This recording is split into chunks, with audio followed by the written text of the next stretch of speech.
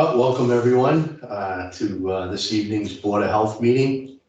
Welcome to everyone at the table and in the audience. The first agenda item is good and welfare for the public. 5-minute limit per individual. Does anyone have anything that they want to offer?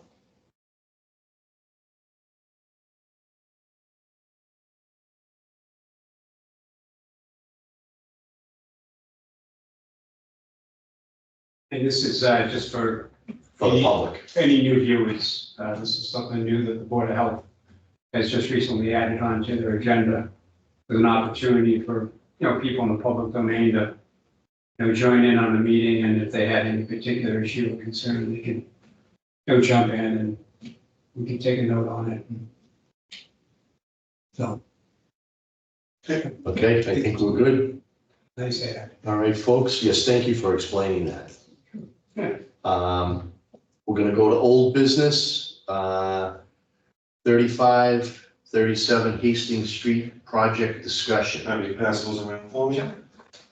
I did receive Tom Ryder's comments tonight, so I just printed out a copy, so this will be everybody's first time seeing these. So give everybody a few minutes to review these. Thank you. Thank you.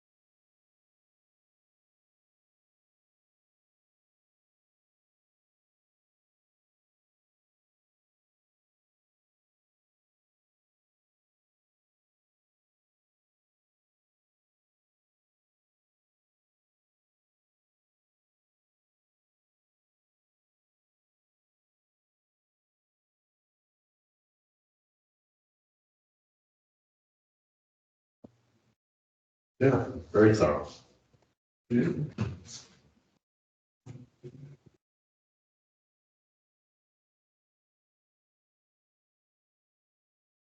Everyone had time to review? Any comments from the board?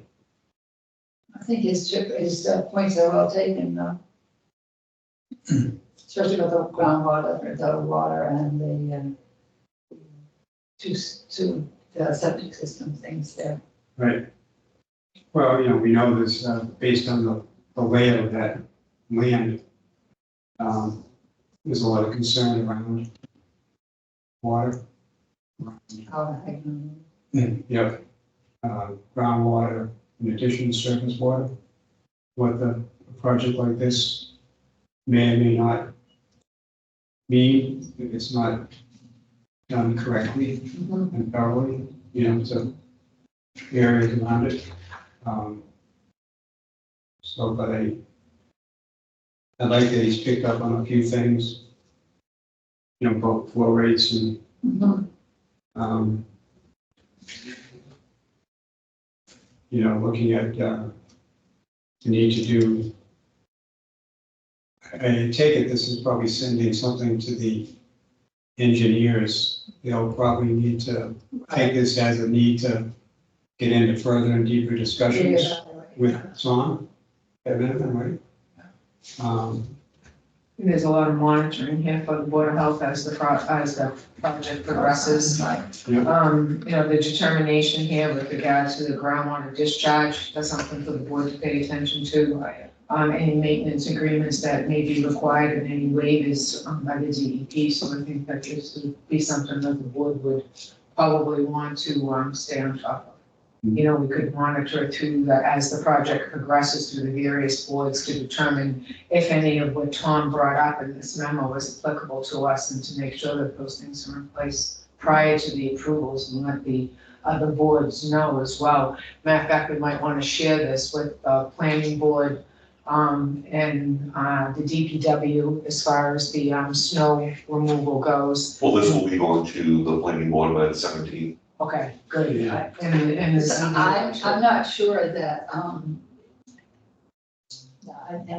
don't really know about this in particular, but I'm thinking that he's responsible for all of that snow removal, and it's like the, the market, and so, and the other stuff, he's gonna be responsible for that. And I think what Tom is bringing up, Tom Ryder, the engineer, is the fact, where is all that snow gonna go? Right, Because it's gonna have contaminants in it from both the vehicles and the de-icing process. right. So where it's put is very important, because when it melts, what's left? Right. So I think that's the angle that Tom Ryder as an engineer is coming from. Yep. Along with our dumpster regulations. You know, as far as the commercial dumpsters being maintained, screened, covered, whatever is applicable for this particular development. Right. So we're gonna send this to the planning board, because the planning board is requesting Your, our point of view. Okay. So probably at this time, because my first thought was to send it to their engineer, but that would be the planning board Correct. that would be doing that. So I would, at this time, my thought is to, we've sort of highlighted Tom Ryder's concerns, and we'll pass it on to the planning board. I'm not quite sure how to read it, how to send it, but we'd obviously like to get some feedback. I want to make sure it just doesn't go there and nothing comes back to Tom Ryder. So sort of with awaiting your comments or response. And even ask for them to include these requirements in their approval. So that way there now, they'll know that this is the expectation for the Board of Health as well. I'm wondering if, I know that the next meeting of the planning board is the 22nd this month, Yes. right? Yes. Monday night, so I think the date that, 24th was that? will be the 24th. Korea the 24th, Yeah, yeah. okay. Right, 22nd, Monday night, yeah. So our ask, or the ask by the planning board was to get these to them by the 16th, The 17th. 17th? Yep. Okay. So I'd imagine that these would then become potentially part of the presentation on Monday night, the 22nd. I just didn't know if it would be, if at that point, it might not be a bad idea for BOH representation directly from the board to be at that meeting as well. I mean, if not Tom, I mean, that would be kind of early in the game. But if there's anything in general, unless we as a board at our level wanted to incorporate anything else into this, this is pretty much from Tom's engineering perspective. Right, Is there anything in general from I'll say from a layman perspective, as a Board of Health, that we would want to incorporate as part of the statement. The only thing that I can think of at this time is obviously the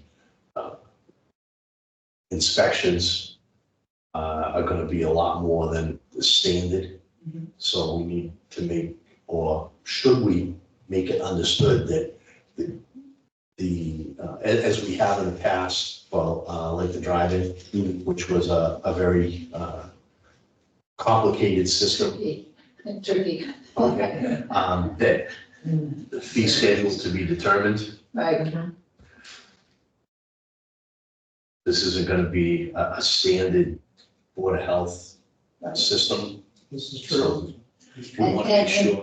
one of the things that I think that is important here is that it's going to be reviewed by Mass DEP, and in my limited opinion, it may, they may request a change in housing, how many houses are there? They had started in the beginning with 27, Okay, and then now they've upped it to, I think it's 36, is it 36 out? So it's something along that line. okay. You know, I think that the idea about the septic system isn't big enough, and that sort of thing, so I'm hoping that they'll look at it in that manner, you know. Is this their first meeting with the planning board? No, this they met, is- well, they met at least, well, I know they met in March. I was actually personally at that meeting. Right, that was the first, that was That the was the first first? meeting, yeah, All right, so they've had several meetings to go. Yeah, this is Yeah, just in the beginning of. right. so it's good that we're getting it on the ground floor. Right. And like I said, ideally, it would be nice to see if, you know, the requirements, if they could include, you know, the Board of Health recommendations in whatever approval that they may submit. That they also, you know, consider if there's ZBA requirements, plan of conservation requirements. Well, I think Concom, along with BOH, was one of the groups that they had asked to submit commentary from, right, initially? To get comments from? They wanted comments from 5 other boards. 5 of us. Yes. Okay, and Concom was one of them. Yes, And I think were we the only board that hadn't been able to get our comments in by that that? I'm not too sure. We just asked for an extension from their deadline. Okay, so there are other groups. Oh, that Concom being police, fire, I mean, they're all gonna weigh in Absolutely, on it. yeah, absolutely. Yeah, they're all gonna weigh in on it. Yeah, and obviously, if the planning board reached out, they're doing their due diligence to make sure that anything that they're not an expert on, they're reaching out to the individual experts Yep. to get, fill in the blanks. Right, which is The things great, that they you know, want, yeah. communication, you know, Right. we're all in that Right, merry-go-round. yeah. Right, Right, So I guess, you know, It's a good submit start. it, and, you know, we look forward to a response or Okay. some feedback, whatever the appropriate term is, so that way we know that it just wasn't submitted, Mhm. that, you know, it was a contribution. Would the board be amenable to an introductory statement or a paragraph coming before the recommendations posed by Tom? I'd be open to that, especially if it included the fact that, we want to be kept on in. that the system, the proposed development is, you know, not the normal development, and again, you know, our fees to do all the inspections will reflect that, because I think we did something similar when we were working with the drive-in. I mean, they knew that it wasn't a typical system, obviously, Right. and we told them up front that the standard fees weren't gonna cover it, and that the fees would be determined. And we worked with them, and they worked with us, and, you know, we got it all done.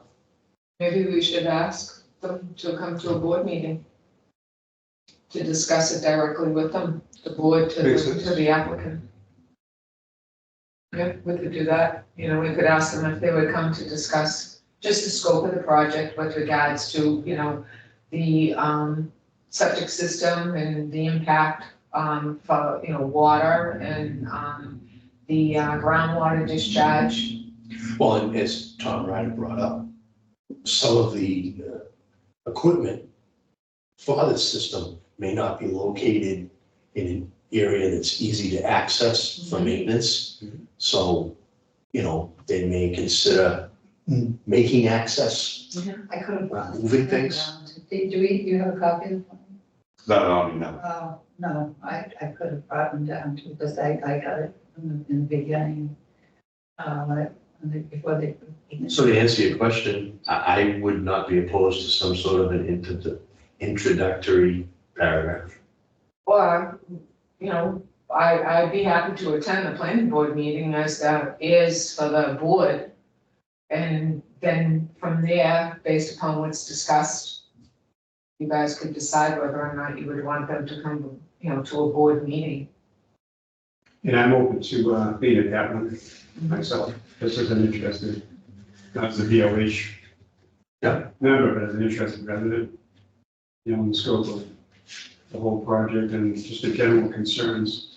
With groundwater being one, but there's other concerns that I'm not, I can't say I'm professional in answering. This is why these other groups like public safety and these other groups need to weigh in from their more professional viewpoints, but overall, the densification of the project seemed a little concerning as a resident looking at it.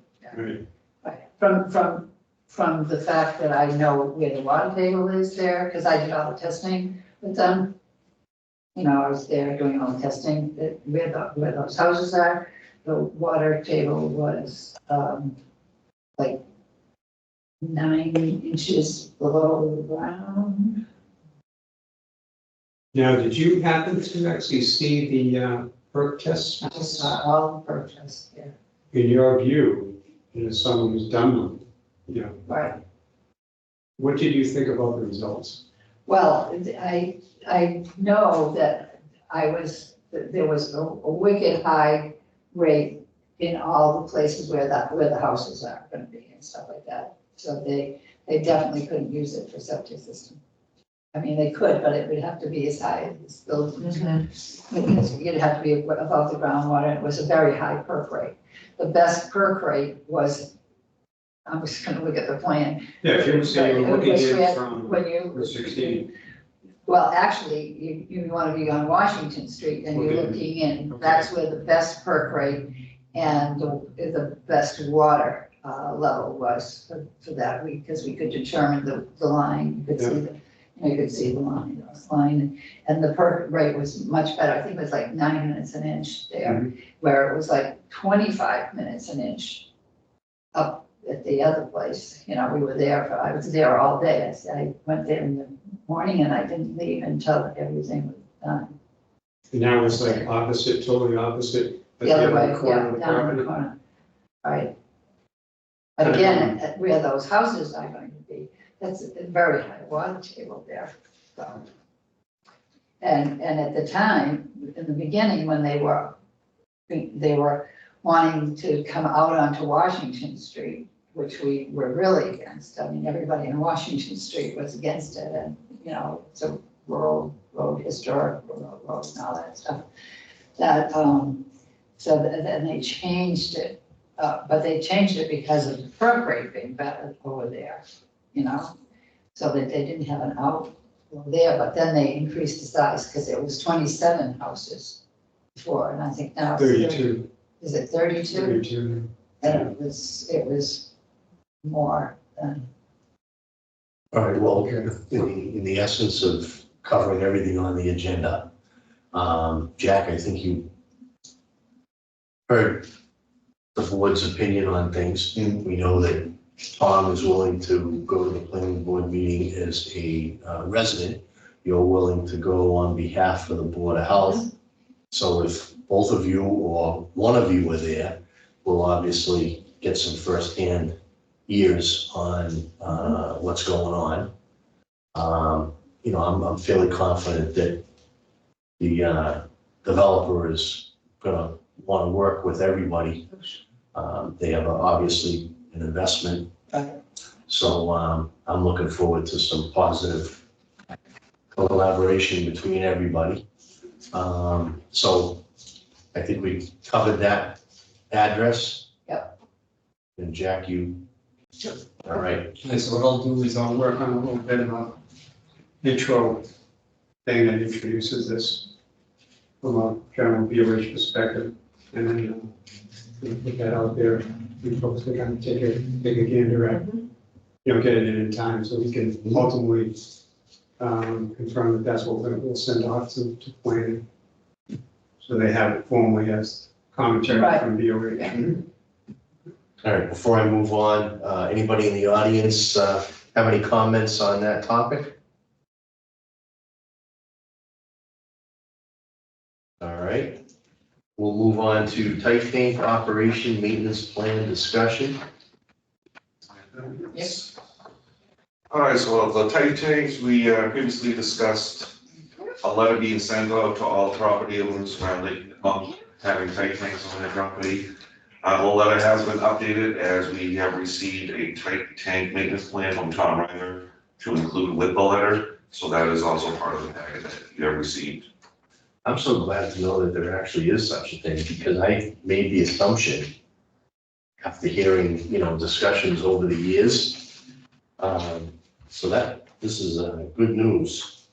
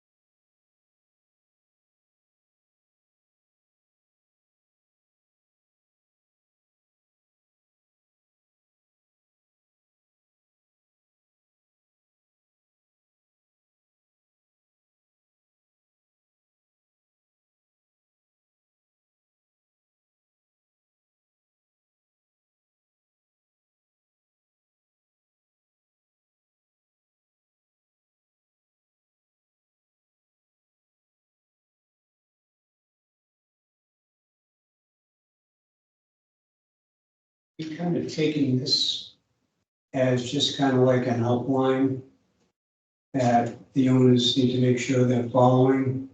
But in addition to that, we'd actually be expecting the maintenance plan. We're actually expecting this to come back to us, that they're gonna hire a specific pumping facility that's gonna keep pumping them on a regular scheduled basis. So basically, we're saying that will constitute satisfying our need for a maintenance plan is some sort of general statement from the property owner. Fill out this form. On this out, So when they fill this out, they're signing it, kind of like an acknowledgement. this is their plan. It's kind of funny because in number 2, it just says, throughout its life, the tight tank shall be under a maintenance plan. Right. But if this is actually the maintenance plan. Yeah. It is. Okay, it just seemed like it was, Right, so I think the only thing that would change is if for some reason they decided to go with a different pumper, Yeah. which they have the right to do. I know sometimes Yeah. someone's price goes up, they find a better deal, they sign up. Something else. Change of ownership. Yeah. Yep. Would require a new plan. Or if they have an acceptable plan already. Right, but the property owner's name would change, some of the stuff down the bottom would change, so that again would give us acknowledgement that they understand what their responsibility is Yep. and what to do The with. new owner Yeah. especially, right, because I'm sure that most people that buy houses don't have a clue about septic systems and especially tight Tight, tanks. I was just gonna say that, especially tight tanks. And when the whistle blows, which it will, when it gets to a certain length. Yeah. Doesn't mean it's lunchtime. What So- the heck is Well, it that? means maybe it's, because it's so many lunch times, it's time to take care of it. Right, No. Should, should we forward this on to some of the engineers that do business in town? And ask them to make sure that whoever they're designing the system, Oh, that's a and great is idea. aware Good idea. Yeah. of this. Yeah, Kind of get them in the practice of what you used to do back in the day, Yeah, right? Yeah. And then if you wanted to go as far as even some of the local realtors, because they're gonna be aware of the property changing hands, and it might be a value added. Yeah. To the, Right. especially if they're representing the buyer, to, hey, yeah, this is some of the stuff that, you know, you need to be aware of and you need to, fill out. and even this is great. one step further and send it to Okay, me. I just want to say, that's Yeah. great, Jack, good. Yeah, Yeah. Well, I just copy and paste it from our website. No, that's Right, good. That's good, you know, that's really. well, we could send it to the licensed Yeah, septic companies too. Mhm. Just say. right, you know, that'll cover the fact that, you know, when they show up, they can say, hey, you're my new customer, I want you to be aware of this, fill this out, and we'll get it to the Board of Health. Right. Or if they're already maintaining some of the properties, they could fill it out for them and then, you know, tell the property owner, hey, listen, you need to sign this and Right, get it back to the the Board of board. Health, right, Yeah, it shows that they're on the Yeah. ball. right. One hopes. Any further comments? No, very good though. Yeah, So we're, free to distribute this? we're good, this will be the intro letter, we'll go with that, right? Mhm. Yeah, All right, Cool. thank you, Jack. No problem, sir. Jack and Tom. All right, let's move on to the next, item, Lake Nipmuc update, please. Do you have anything? no, because they didn't do they didn't. Oh, you haven't had your meeting yet. No, Dan didn't do it in time, Okay. in time, so we're doing it in June. All right, That's going to be our next meeting. In is June. Beginning of June, so nothing in May. no, Okay. I did speak with, Dan Byer yesterday, he's still working with the numbers about with all the extra testing we'll be doing around the lake. Roughly, we're almost at the 10,000 mark. We were talking about doing 2 points instead of 3 at the lake itself, but he's looking into adding in the third to see how much that goes, how much more it'll be. But he's still working on the numbers, he's trying to talk with Michael back to see if he can get like a discount. Mm. But he mentioned what, like, it's like a flat rate every time you open the car door, we're gonna be charged. Right. Oh, every time you open the car door, That's what he said. That's what it seemed like, and I was. I figured you show up at the client's house, it doesn't matter where you work in the yard. No, but if they go to one point, that's one charge, they go to another point, same charge, another point, same charge. So Dan was trying to Yeah. figure out something with them, or Work perhaps with us a little. him or Isabella Concon will Yeah. take the samples themselves. Gather all those samples, put it in the cooler, and only have them come out for that one cooler, and it'll be charged once. I could see Oh, the that's a good initial idea. charge because they're coming to the town. Right. Then once they come to the town, they got a body of water that they're dealing with. Right. So One then- body of water. right, One, yeah, although it's a decent size and Yeah, but- they need multiple points, but you know, that one body, you've already driven your vehicle there. Mm.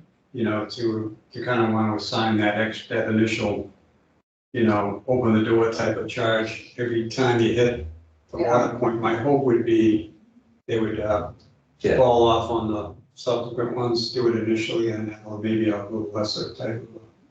I think, us taking the initiative and gathering the water samples is probably gonna be the cheapest way to do it. Oh, I agree. You know, so maybe Dan, as I volunteer to do it too, and then we can just have him come to the office and, What if they're looking into getting equipment? yeah. and it- Initial equipment, yeah. They are looking into it. Isabella had some good ideas about different things, and I had talked about the people at Lake Quinsimmon who, they have these little like Buoys? buoys that do the testing for, especially for E. coli. And, you know, I don't know how expensive they are, but they're pretty permanent unless somebody goes and wrecks them with their boat and stuff like that. But we were also talking, I think, too, at the last meeting about different, boat access and stuff like that, and speeds. So, Are there any requirements, special requirements according to the law for who draws the sample? I don't believe so. I don't believe so either. I didn't know how, I mean, back in the day, I had this group of people that were doing it free for me. And we go around the boat and do everything, which was like, ooh, yeah. but nobody does that. All right, I just wanted to ask that question because we've talked about chain of custody and things like that. So I just wanted to make sure before we get in too deep, I wouldn't want to negate anything that. No, Dan has done forward. samples, retesting samples for us before, he's went down my back before, and they accepted it. All right, so right now, dollars and cents wise, you said we're close to the 10. We're close to 10 grand right now, And, and that's only with 2 testing sites at the beach, okay, and we've budgeted how much? 10,000. Okay. We didn't, that's with the extra money? At one point, one. Yeah, we said said there when was. we added into the budget. Yeah, That's factoring in. That's that totally added 10,000. money. Okay. Yeah. okay. And that's what's on our budget for, This year. Now, one thing I'd ask about, talk about the chain of command is, and it's fine that Dan has done that, done some testing in microvac.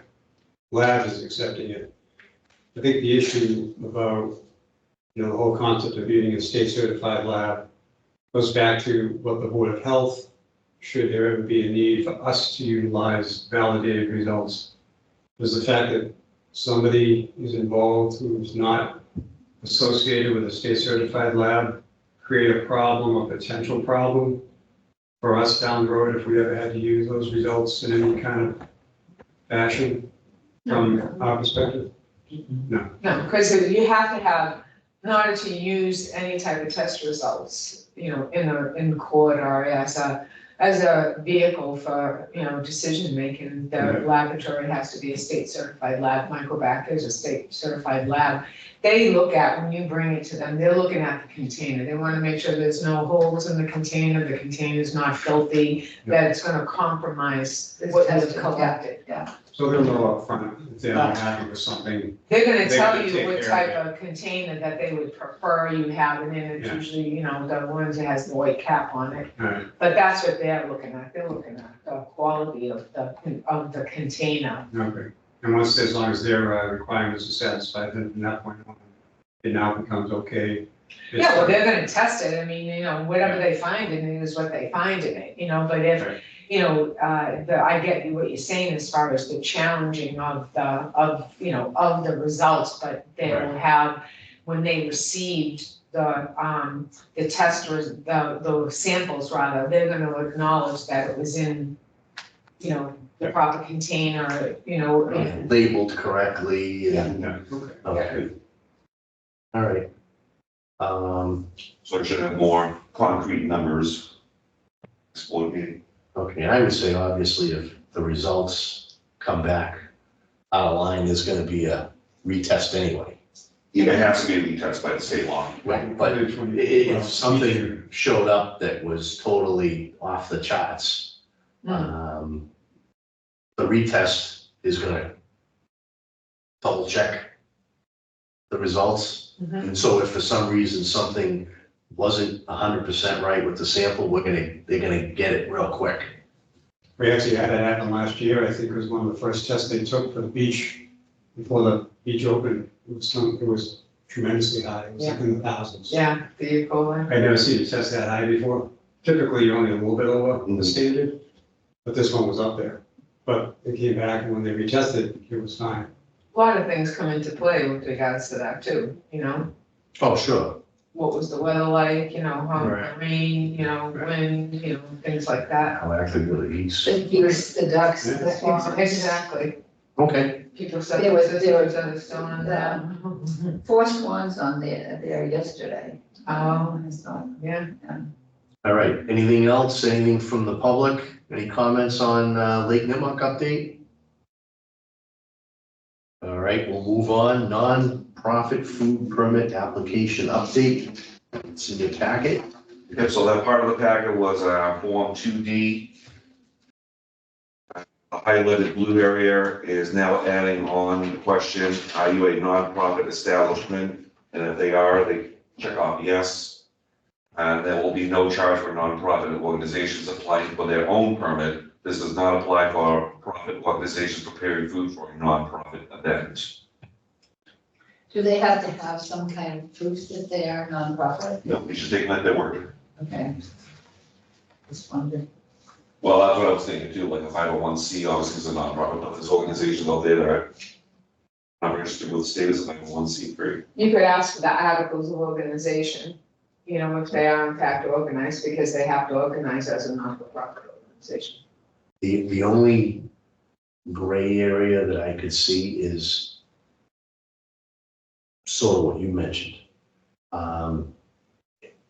There are some, I'll call them clubs out there that maybe aren't official nonprofits, but all of the money either goes to some form of a charity or to subsidize operating that particular organization, whether it be, you know, Boy Scouts or Girl Scouts or, you know, baseball. So that there may not be an official not-for-profit, but they're not a business. So they might not be able to provide you with 100% of the paperwork. So that's kind of the people that are in that gray area. I mean, obviously, if someone shows up with a food truck and that's their business and they're collecting money, the fund is there for profit. Yeah. Which is great. You know, I understand that. So you should be able to tell from the name of the organization, and especially if it's a local organization, right off the bat, if they would qualify. And you can always ask questions if you have questions as to, well, you know, tell me more about your organization, or do you have a tax number? Yeah, things like that. And We could ask too for a letter from them stating that the event on that day, you know, Money is going to go to X, Y, Z. right, and have them sign it. I mean, that's, you know, that's the end of our, you know, policing on making that Right. determination. I think that's probably a good idea. You know, we could add that, we could put in there, you know, a letter stating, a copy of your 501c3 or your articles of organization. If not, then a letter from your organization stating that this event is for charitable purposes. And just leave it alone. Yeah. So, And they check it off, they check off the bar, you know, of them while they provide the documentation. so that would counter what the sample is reading then, right? Yeah, we'd have to change it. So we change that. Yeah, if that's what the board wants to do. Well, I actually, you know, I kind of would agree with that statement, actually.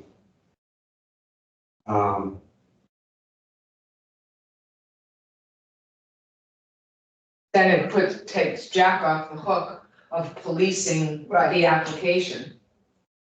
Right. Yeah, and then we have that in writing, that what their nonprofit is, that they're doing, they're That is doing, for charitable right, they're purpose. doing it for charity, you know, for charity, they're not doing it so that the Brothers of the Brush can all have a picnic. but are we gonna run into a problem if Anything. Joe, the sausage maker, who's a business, is at a event where he's donating 100% of his profits? Again, this does not apply for a profit organization preparing food for a nonprofit event. Right, but if we change it, You change it, right? so my thought is, let's try this Yep, and see how it goes. you know, we're getting too complicated.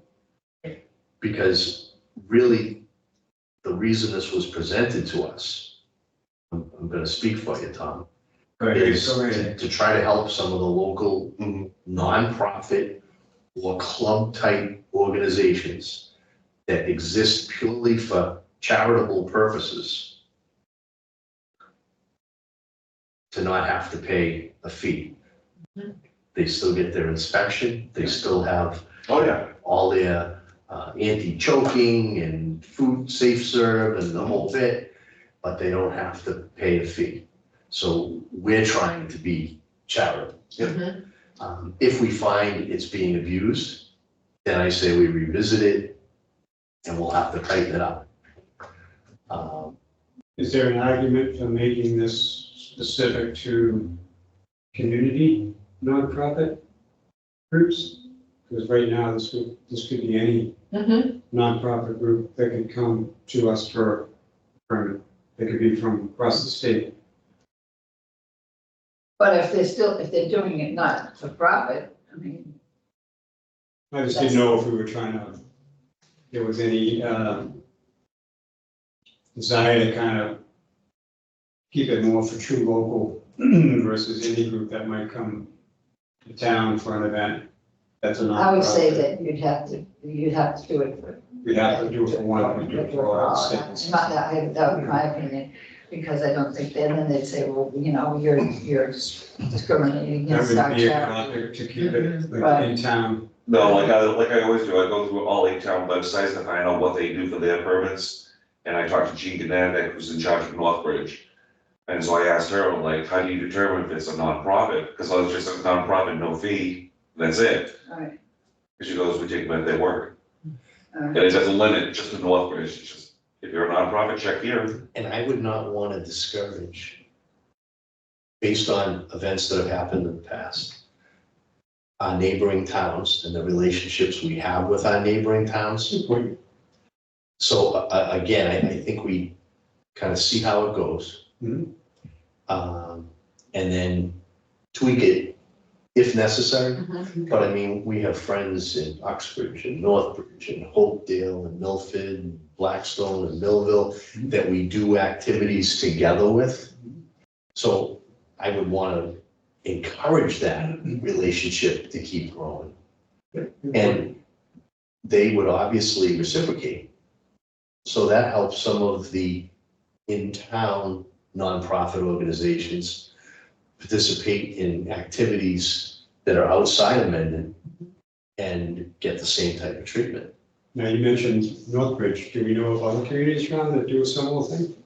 Basically, all of them do, Blackstone, Black, yeah. Oh, we're bringing up the rear. There you go. Better late than never. Okay. Mendonma is opening, I think. Yeah, they're the first. Any questions from the public on this agenda item? All right, so we're gonna go with that.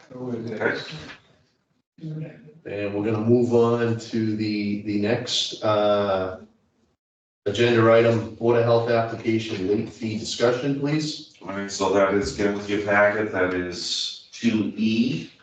Again, the highlighted blue that says, any application received on or postmarked after December 1st will be assessed an additional $100 late fee for the type of facility permit fee. So this means, because these are all annual permits that need to be in and processed before the beginning of the new year, before they can operate. If they don't have it in by such and such a time, we don't charge extra, but it's kind of like an incentive for them to Right, get it together. get it together, get it into us. The board has enough time to review it because it's Christmas time and hustle and bustle. And then we're not chasing those businesses Right, that have not filed their permits. Right. And we're happy to report that the ones that we were chasing are now compliant. Fantastic. I love all the stuff on here too. Yeah, Jack and I have been, we go back and forth, we perfect it almost weekly, you Yeah. know, we really do. We Well, look at, I mean, I think that's really good. yeah, we look at it, you know, and I think sometimes some things come to us and we're like, hey, and then we kick it back and forth to each other and it's Right. either an A or a nay. If it's an A, you find it on your paper. There you go. Right. So the only reason I'll throw this out to play devil's advocate is the date. December 1st. I didn't know if that was just an arbitrary date or. It's an arbitrary date. Oh, well, I mean, for most, it's. Well, what happens is that gives them all of December to get it in for, It's just an easy date to remember. for the first of the year. First, So then yeah. they start the, you know, Right. Well, as I read this, the person would have to have it either postmarked or in our hands by December 1. Correct. So what I'm saying, what I'm getting at is, as a entity, they lose the month of December to do any kind of paperwork, to get it in by really when the first of the year, their license is good until 1st of January, or 31st of December. That's not gonna interfere. right, It's just Right. for their license for the following year, and then it gives us, you know, time to to process it, so if they're missing paperwork. Right. You know, if we put a later date on that and they don't, and they're missing paperwork, now, you know, You're stuck. right, That's a now, good point. Yeah, we right. need some lead time, just Yeah, like. some lead time. Permits. That's Because in okay. December, she's not sitting in the office, but she's still out inspecting, she's not in the office, she's out inspecting restaurants still. Right, and the feedback that we've gotten, especially from the establishments that are late getting their paperwork Right. in the past, and the reason that we send them out earlier than the old practice, so to speak, was because we were told that November and December, especially for the restaurant industry, is extremely busy. Mhm. So by getting them out in October, we're helping them get it all done so that November and December, they can focus on business. So, And for paper, it's really too for paper chasing as well. But just also. You're right, we need to have that buffer, because many times paperwork's not complete, so you're trying to communicate with them, and Right. I know that December could still be a busy time for them, but it gives us time Mhm. to help them comply with the paperwork, so that by January 1, Everything's in order. Right, yeah, because some of them, their certifications expire too, so they'll be like, oh, well, you know, so now they'll take that certification sooner, knowing that they have to have their paperwork in by December 1st, so they're not waiting until the last minute to get their certifications. So what will be our date that we would get our packages out to them? What are we gonna run with? Well, I said at the beginning of October. So, like by starting October 1? Yeah, whatever first week of October is, that's usually when I send out all the permits for food, septic haulers, anything that requires a permit by the beginning of January 1st. They have it. So they have in 2 their months. hands to get it in by December Yeah. 1st, so that It we works. can advocate it for January 1st. It works well, you would be surprised Yeah. at how many of them appreciate the deadline date. Because then, you know, Yeah, because right. they Exactly. appreciate it. Yeah, I guess I could see the other side of it. I get the appreciation part, but I can also see where some people are probably gonna feel pressed. do we change the will? Well, when you say that, it, Say again? Do we change the will? The word will to may? You're getting into the. I say weeds no. now. I would say. I say no. I say Say no. but I'm saying, let me present to how I feel about that. I would be grateful for that, because I've got so many things on my plate that I want to get this done in a timely manner. So even if I don't get it done, we get it in October, okay, so I'm not doing it in October, but I can do it in October, I can do it in November, I can get it, I've got 2 months in which to do that, because it needs to be in for December, so that we can make sure that they are doing everything for the next year. And that's how I would like that to be, if it were, you know, if I were doing it myself, if somebody was saying, oh, your studio, is that a nonprofit, and are you doing this, and are you doing that, you have a septic system in that studio, and, you know, and then I can just say, look, this is how I do, this is what I am, this is what it is. And you've got 2 months in which to do that. Well, if we're not really doing anything until the first week in October, they really don't have 2 months. If we got it out the end of September, now they have October, November. But again, this application will Well, take they 20 do minutes to have- fill out. They do have I understand. October, But come on. I'm just saying, so. they do have October and November, they're getting it the 1st of October, so. No, that's not what you said. First week of October. Yeah. And sometime in the first week, all I'm saying is that they could go out on that midweek or something, if you want to. So can we make a commitment That's what that I'm we'll just saying. send out our renewals no later than October first? Yeah. But to his point, does somebody really need 2 months? As long as we're not saying they really don't need 2 months. Well, I think things have gotten easier too, because you can call your insurance company and Yes. request your certificates of insurance Mhm. and have them electronically sent directly to Jack.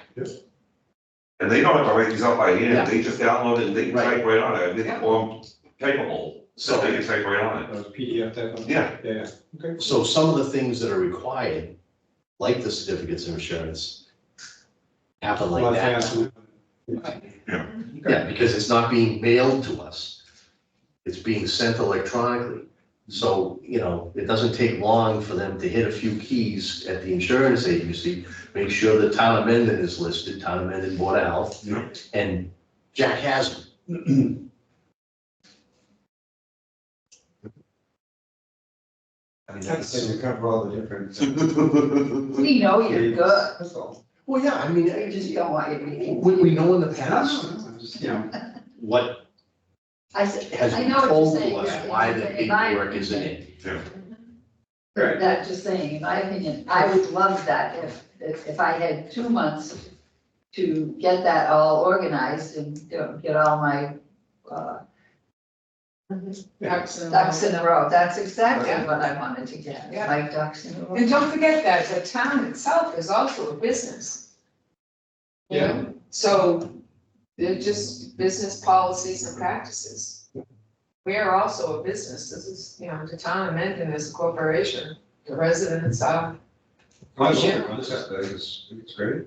Mm. Like I said, I think it'll probably send a signal. Okay. And again, it's not like we're. For the most part, everyone is complying. I mean, it was just that there was a handful, right? Yeah, it's three. Yeah.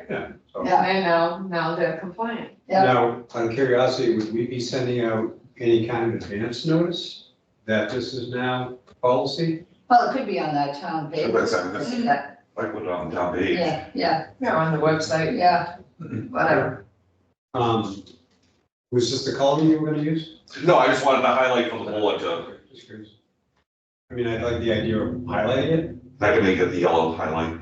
Yeah, I like that too, because then that they can say, attention. oh, I didn't see that. But in the letter, when he sends out the renewal letter. Yeah. He's gonna add this, just like he did Okay. notify the, Yes, what happens when I highlight some of these out, I send out an email to all the people that are, the email addresses to contact for the permit application, I send out an email, attach everything I need to attach, and I highlight the major bullet points. like That's what I last did with the year, food regulations, Right. last year at the board. he of notified them that as of. But with that, I did email and also did a hard copy of the mailing of the food regulations. Would it be prudent, starting maybe September 1st, any inspections that you do, that you just give them that Oh, bit of yeah. information and conversation? Hey, just wanted to make sure you're Oh, yeah, we aware. do that now. Okay, so that, there should be no reason that, this doesn't come to their attention one way or the other. Yeah, I mean, you talked about the website, to be honest with you, I don't know how many businesses are really checking our website, so I don't think that's a really, personally, a good source of getting that. No, I emailed directly to the food establishments. Right, and I just thought as a courtesy, because we're changing policy, we're modifying our policy. Hey, just a heads up, just let you know, the next go around, this is what we're implementing. Mhm. That's what we did with the, gave them the heads up that, hey, as of January 1st, don't forget, we have to now have a safe certified person on every shift. I was gonna bring that up as well. Oh, no, really? Maybe we might, do I need a nurse? Can I help you? Thought he was gonna work there. They might have a vote. Who? Kevin wasn't. Oh, take a deep breath. Take a deep breath. Have a good night. Bye. Bye. Bye. So I'm going to see you sometime, right? Jean? Let's talk. Well, So just along that statement you made about that new policy. with Yeah. regard to the- So how's that been going? Great. Are you finding that the place is in compliance with it? Oh, yeah, Okay, good. Absolutely, Yeah. absolutely. I wondered how that was gonna. Well, I mean, there were some establishments that, you know, they needed to be reminded a couple of times, but then they had their staff members take the classes and provided us with the certificates. And Jack, you said October 1st, there's no problem getting those policies. I get whatever. I just usually do it on the first week. Yeah, of you don't want to October. send out too early No, either. I agree. Well, yeah, because then it just gets put in a pile somewhere, Yeah. maybe, Right. unfortunately, Well, but I'll get I that just, with your workload, that's, No, it's always that's on not my a thing. crisis time. No, it's always on my calendar to send out permits, annual permits, renewals, everybody. I say we go with it, I'm going with it. and, should we vote on? Yes. So I'm gonna ask for a motion to adopt that new policy of a late fee to our application for food establishment permits. I move that we, Or was it just food, or was it applies to the other, The other one's gonna be more tobacco. right, tobacco and just one of them? Second, Colors. Okay, so, But it was, that was the clear. Apply this. Well, I was having a question about the septic haulers because I get some kind of new septic haulers in Mendon, so I don't know how that's gonna affect somebody doing and an we can application start, we now. can figure out the hollows, but tobacco and. Tobacco definitely, because that's always an annual regardless. All right, so would Okay, you be so- looking to do this motion just for tobacco and food for the moment? Yeah, I would. Okay. Continue, I'm sorry. all right, so I'm looking for, I'm sorry, Joyce, okay, I was gonna do it. I was gonna give you the motion. please. I make a motion that we, accept the, application for food establishment permit and the Tobacco. tobacco permit. Late fee. I'll second that. All in favor? Aye. Okay.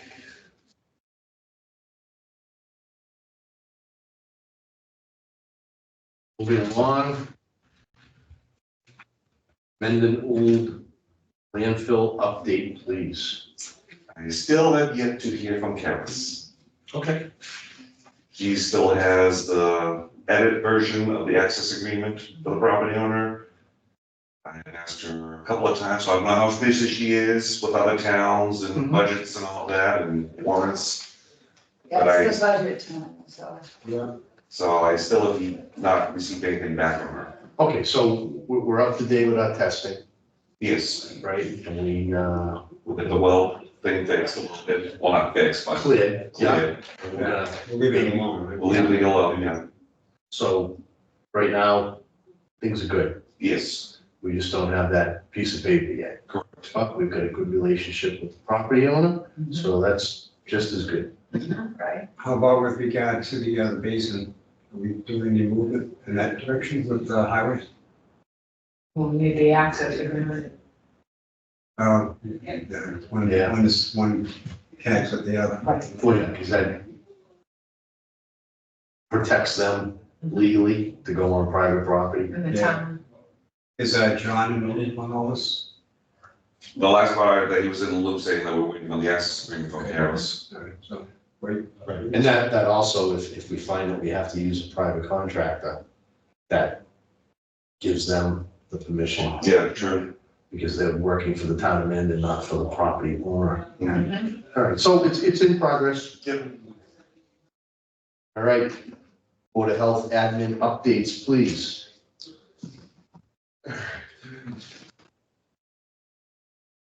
All right, so I got a few things.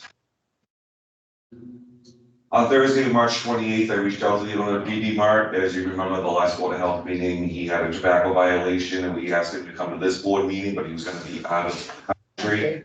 But he said he would be available for our next board meeting on April 24th, 7 PM to appear in front of the board. On Thursday, March 28th, at the board's request, I emailed John Erickson about the NEFC field request to only have toilets and no sinks to make sure that it falls in the building codes, to confirm that this would be satisfactory for the Mendon's building inspector part, and I have not received a response back from them regarding that.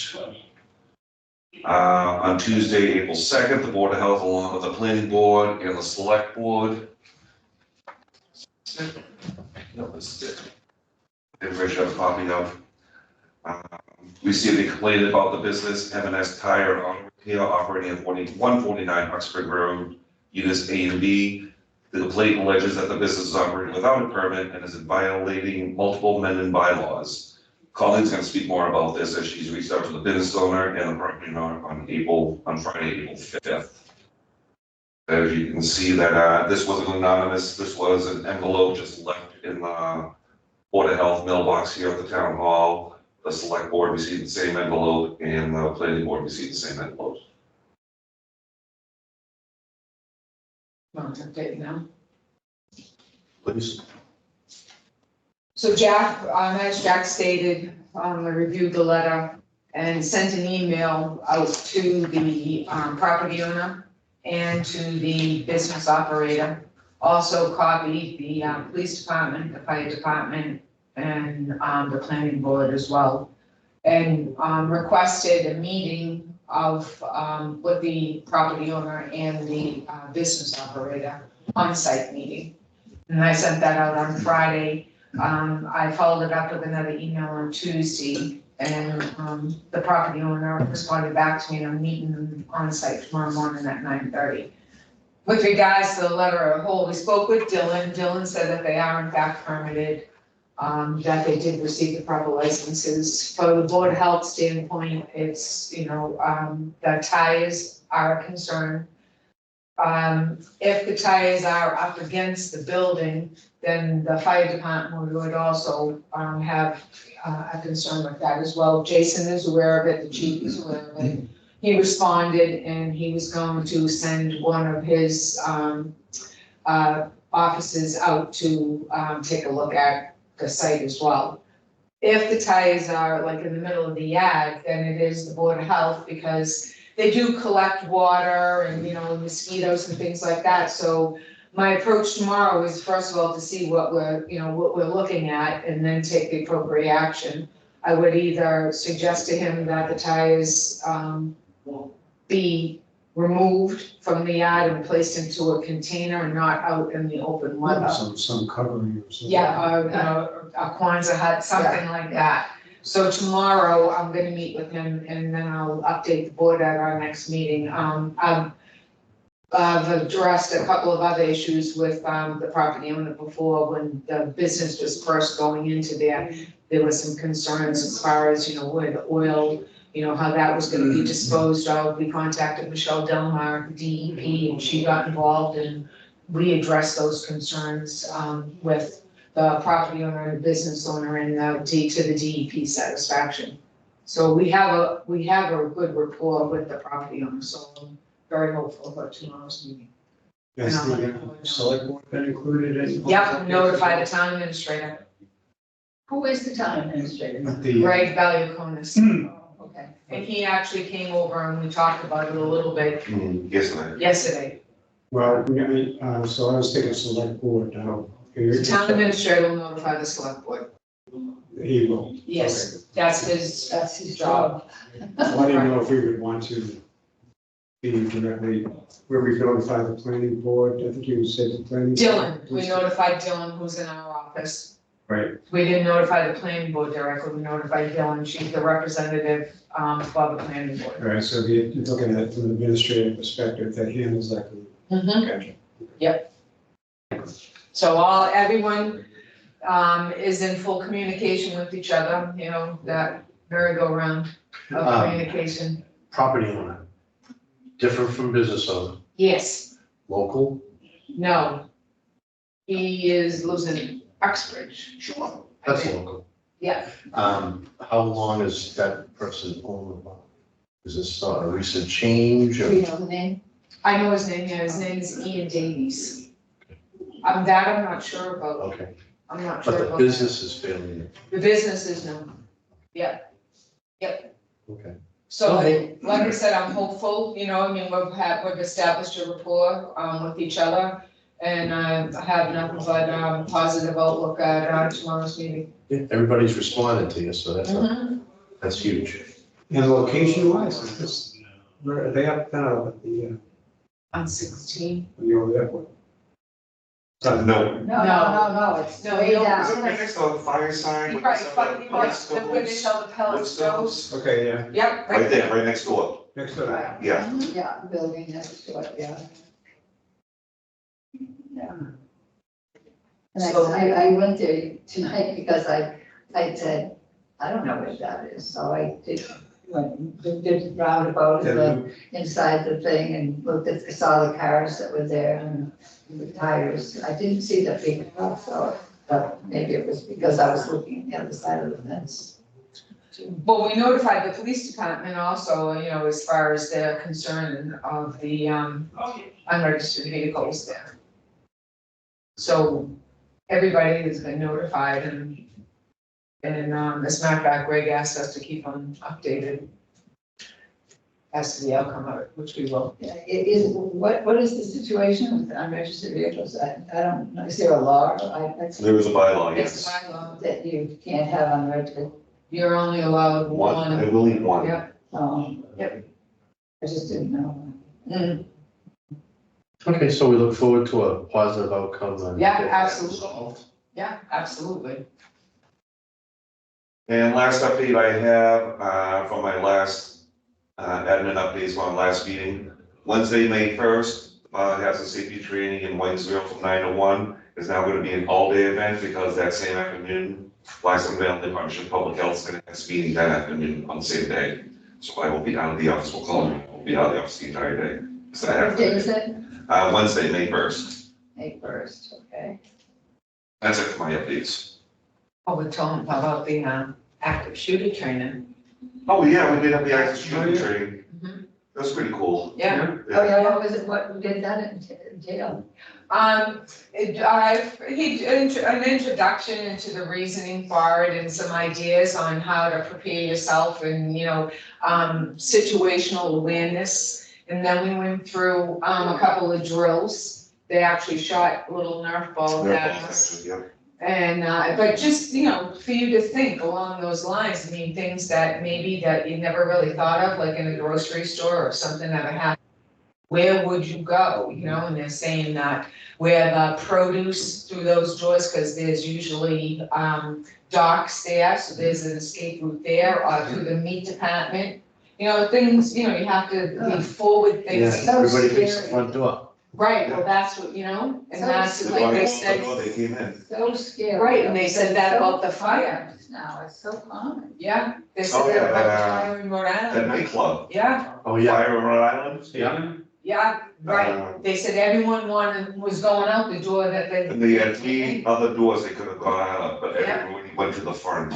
Yeah, because that's what they were familiar with. Yes, Yeah, and that's what exactly. he said. That's what he said. And just like to be aware of your surroundings. I mean, it's something that I've practiced for a long time and, I just thought this because I was a city girl, Me but, too. You go always to the known- theater, where's the exit? Exactly. Swear, isn't that funny? Honestly,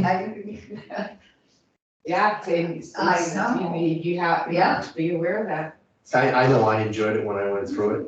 Yeah, It definitely, makes you think about things differently, yeah. be a little smarter. Jack was our swarmer because he's so big. So they showed us like how to swarm, so we had Jack hide behind the door. Yeah, they got killed. oh, gee. Thanks, Colleen. Those guys, Yeah, oh no, it was hysterical. I mean, the first exercise, right, like to find a place to Oh, hide. yeah. So we're in this room and there was like bikes and stuff and whatnot and everything. There were these cardboard boxes that were like this high, right? So they put you out in the hallway and then they blow the whistle and they start the drill. I'm like, hell, I got one of the cardboard boxes, I put it over my head. And she survived. It's there you go, just like a little kid, right? I can make 4 out of it.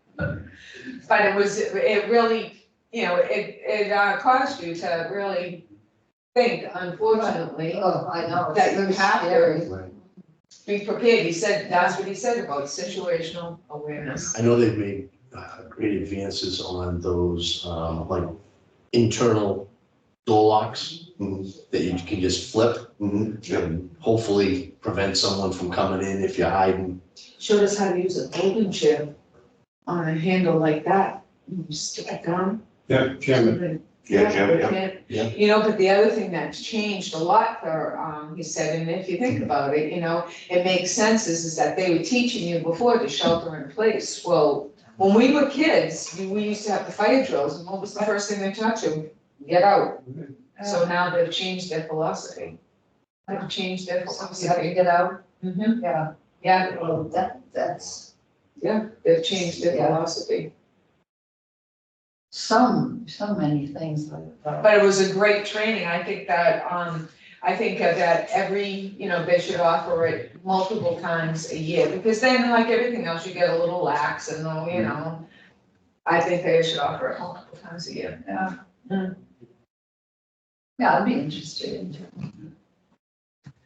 I just, there's so many things nowadays, though, you know, it's so Sad. sad, it's demoralizing, it's so sad. I just don't know, how do you know, Try to build good practices at a young age, so they stick with you. You know, I mean, there was a time when students had to hide under their desk if there was a bomb scare or, you know, air, Yes, I was. yeah, yeah. right? So I mean, every generation has to live through, you know, a kind of a different set of rules, and this is where we are today. Yeah, Our, he gave so many examples, huh, Jack, of That's nice. just yeah. in like, no, throughout the country of different events and whatnot, and what was. Oh, the one, it was the brother, the sister, and Oh, her yeah. friend. The brother says, I'm gonna go across the street and go check out the club, see how long it's gonna take to get in there. So the brother left while the other two were still drinking. It was an outside area, like a Huge, like they had all Street different vendors. vendors and and it was stuff, a like a street big street parade type party thing. thing. Yeah, big party type thing. So he went across the street, went into the club, just checking how long it was. Came out of the club, went down an alley, went to his car, put on the flak jacket, bulletproof armor, pulled out his gun, walked back up to the front, and he got a text message, stopped in the middle of the alley, got a text message from his sister saying, hey, we're in front of the club, where are you? He's like, I'm on my way. Went down there, and he was gonna plan on going into the club and shooting everybody. But what he decided was, killed his sister and her friend, and shot everybody outside instead. Yeah, And everybody jumped on him in 23 seconds. yep, Took 23 Yep. seconds, and he killed 37 people. yep. Well, Oh, shot 37 people. I don't know how many were actually killed, but in that 33 seconds, 37 people were shot. he must have an AR-15 or something like that. Yeah, some assault rifle, Oh, something and automatic. then you talk to people and say, you know, that is a military weapon, that is not for sale around here.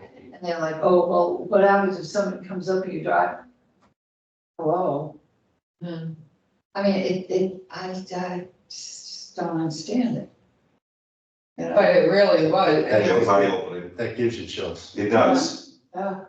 it does. How did that personality change in minutes? That's what I said, you know, I mean, worse was Well, he he was sitting there obviously- drinking a beer, He was planning it. planning, he obviously planned it, he had all With that, his sister, his own sister. Yeah. if he had all of that stuff in the. Oh, yeah, he knew he was gonna do it. He had planned it ahead of time. Yeah, so And then and it's, most of them do see when you go Look back. at how much opportunity he had to change his mind. yes, I know, Right up to when he got that text message. Text message, in the middle of the alley, He had the opportunity. turn around. turn around, right, and say, what am I doing? but it's You know? so mentally health thing. Mm. No, definitely.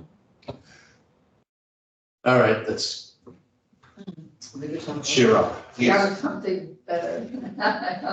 It is demoralizing though. Mm. Where are we? I lost my Health place. updates, I think, All right. outpatient updates. So we started with 149. Yes. Yeah, we did. Road. With regards to the two septic concerns that we've been monitoring, that have been ongoing. We still haven't heard anything back from, the attorney for, 40 North Avenue. I did check, and I do check the properties all the time, and also the registry of deeds to see if there's been any conveyances, and they haven't.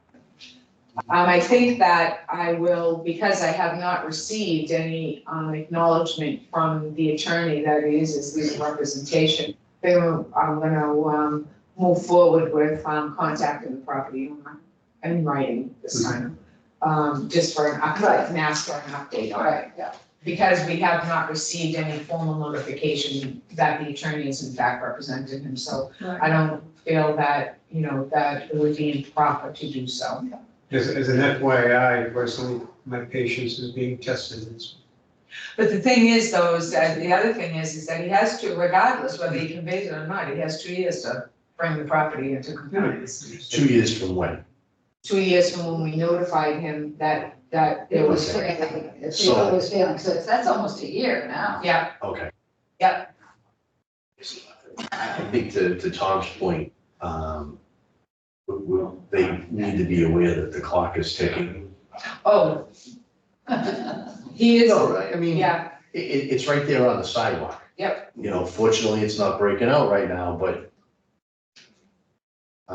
we don't want to get notice a year from now that he's gonna finally do something. right, Or that he thinks he's got 2 years, man. Because then he's just starting the process, and as we know, from working with other people, you got the engineering part, Mhm, it could be a financial component, Right, mhm. selecting the contractor.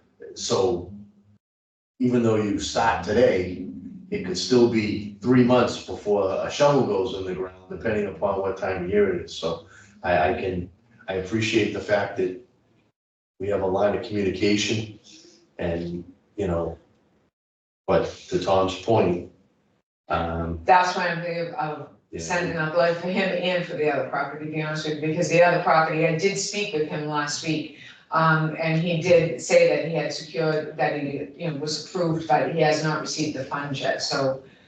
That's another property that, there's concern there, and also the fact that he does have 2 years to bring it to compliance, but also I think it would be healthy for the board to continue the rapport with them in requesting updates, so that they know that, yeah. what are your feelings on, maybe a reminder in the conversation as to when this started?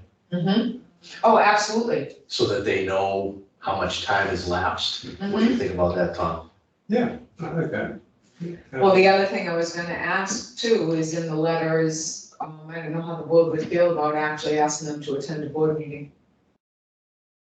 I'm fine with that. Okay. Joyce? That's what I was gonna do, because then they'll realize too Yeah. that, we're all on board. right. Well, we want to have enough time to help them Mm-hmm, get this complete. And so the more communication, Mhm. as you brought up, the more time we have to get everybody to the finish line. Yep. Before the end date. So it gives us more opportunity to help them. yep. So I can put in the letter, maybe for the first board meeting, the first week of, May. Because we have, the 24th, we have the hearing. So it'll be May 9th. And that gives them almost 30 days Right. notice to Mhm. check their calendar. Yeah, so that was my plan for those 2 properties, once I confirmed with the board. I believe the second property owner is probably aware that they can just dial in. I don't know if we need to make the first property owner aware of the different yeah. ways in which they can respond. So that they know, that gentleman knows how convenient it is to Mhm. He doesn't appear. have to be in the flesh. Right, Yeah, So to I'll do speak. that. okay. And then with regards to our other property that we've been dealing with on Blackstone Street, we did follow up with a letter once the property owner had visited with Jack and had conveyed to Jack that he would provide the Title V reports for, both of those properties. Now, we followed it up with a letter, to, the property owner. What was it? They went out on Friday. Friday. Okay. I do have a picture of vehicles at the Blackstone Street address. With the That I can forward to you. Amazon, they were Amazon vehicles? No, these are vehicles that appear to be resident. Oh, so somebody is living there? Or I- working there possibly? Lights on, 2 cars, one of them, I believe, had out-of-state plates. So I'll forward that photo to you. There was another time that I went by, I just didn't have time to take a picture, and there was one of the 2 cars in the picture was there again. Okay. Because when I went by, I saw 2 FedEx trucks Yeah, they're still sitting there. and, there's actually- and cars, Yeah, Yeah, we notified the police. the FedEx trucks. Yeah, because they weren't registered. All right, so that's up to the police department to decide how they want to handle that. Yeah. We'll take care of the Board of Health issue. The other thing, so if we don't receive any response from this individual, we had discussed before, about consulting with town council, about beginning, the condemnation process. So that would be an avenue for the board to yeah, proceed with. all right. I think my concern with this particular gentleman is he's a resident in his own house. And we're notified that he also bought another address on the lake. Oh, So we really need to help him get into compliance right, because this isn't a free. we don't know what he's gonna buy next. And I mean, good for him, Right, you know, right. Well, included with that letter, because with that other property that he bought on the lake, I sent him the as-built plan. But I also included the Title V inspections, what's required in the state of Massachusetts, and I did highlight either 2 years prior or 6 months after the sale of the property. I did highlight that to give him a copy of it, so. And it's a property that's 2 down from the beach. 2 down from the beach. Yeah, I don't know how many. Going towards, going, Yeah, going 41. down. 41 South Avenue. Is that the old car in the front yard? The, like the old convertible like thing or something? Yeah, there was an old yellow convertible there for a while. Right. Is it still there? No, last picture I saw, it was gone. Oh, so. Yeah.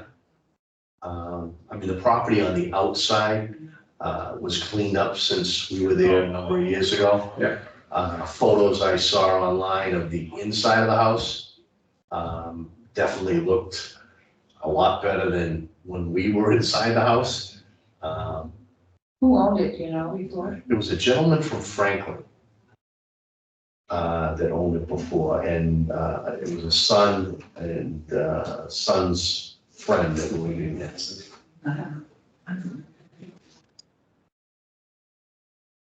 Good, Good. all right. Do you have any more? Just, you wanna, about, DD map? Oh, yes, DB Mart. He kind of had another violation, selling tobacco without checking the ID. The same, the same place? another violation? Yeah, so yesterday I went because I am a smoker and I ran out of cigarettes. So, stop it. So I'm like, well, DB Mart's the closest one.